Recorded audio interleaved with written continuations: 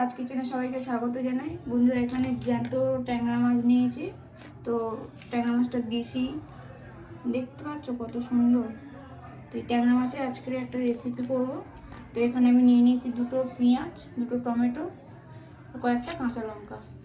তো এগুলোকে এবার কুচিয়ে নেবো। তো বন্ধুরা, এগুলোকে এই মেশিনের মধ্যে দিয়ে দেবো, দিয়ে আমি কুচিয়ে নেবো। তো বন্ধুরা, আমি এখানে ঘুরিয়ে নিচ্ছি এরকম করে। তোমরা চাইলে জিনিসগুলোকে কুচিয়েও দিতে পারো বা গোটাও দিতে পারো। তো চলো এবার দেখি কতদূর কি হয়েছে।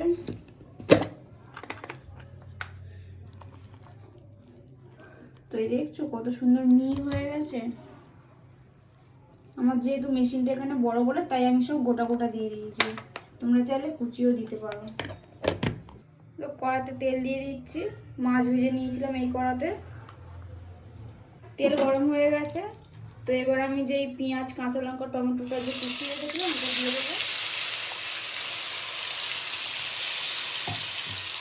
একটু নাড়াচাড়া করে নেবো।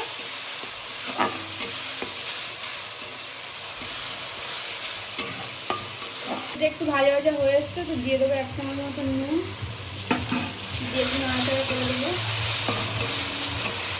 দিয়ে দেবো 1/2 চামচ হলুদ গুঁড়ো, দিয়ে দেবো আদা রসুনের পেস্ট, 1 চামচ লঙ্কার গুঁড়ো।